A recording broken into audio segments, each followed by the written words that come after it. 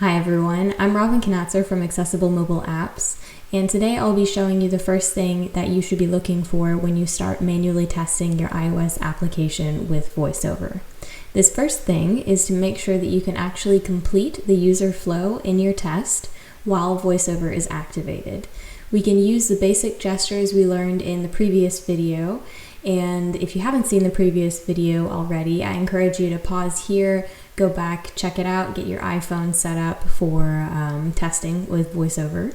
The link is down below in the notes.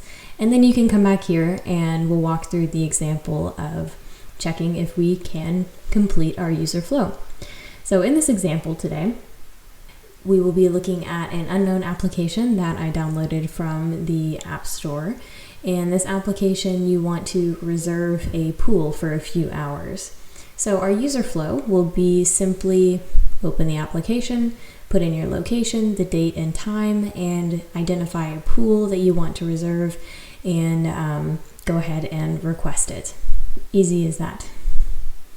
You can see there's a map with some pools, and you have some filters at the top. You can search for a city, a date, and how many people you want to come to the pool with you. We're going to use a shortcut that we saw in the last video where we triple tap the side button here to turn VoiceOver on. And first thing we want to do is see if we can change the city.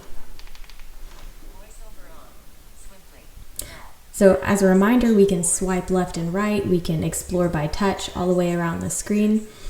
So let's see if we can get up there to the time and location.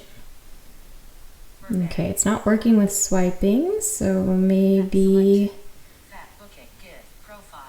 Okay, I can see some things at the bottom. Let's see if I can get up here to the top. Let me try swiping again.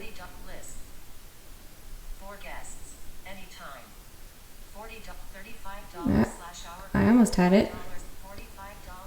Nope. Nope. Okay, so I'm going to turn VoiceOver off. So this was a good example with the basic gestures that we learned in the last video of swiping left and right and exploring by touch.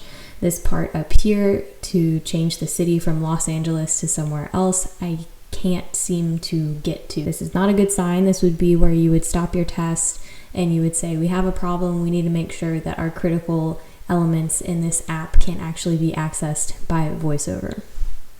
Now, to give you a different example, yes, so a different example here, if we want to see one that didn't work and one that did work, we have an application that's about dog training, again, a random one I found on the store, and we want to start a session for dog training, a very basic one. That will be our user flow, so we will use the shortcut to turn on VoiceOver. I'm going to swipe right, go all the way down to basics, double tap to select basics.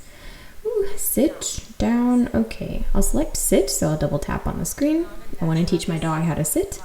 Difficulty, status, not in progress. Sit is often the first lesson owners teach their dogs. Steps, 1, hold a treat close to fitter's nose. 3, once fitter is successfully sitting down 9 out of 10 times. Okay, so I'm going to turn it off now.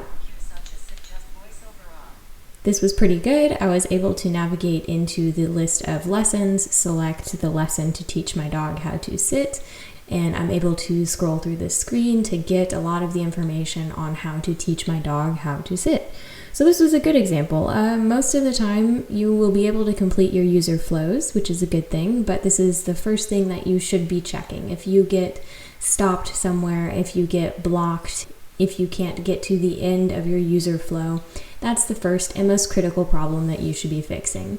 In the next video, we'll go into more details of what you should be looking for after you've verified that you can complete your user flow. You should be looking at labels, about arrangement of items on the screen, but no spoilers. I will see you in the next video.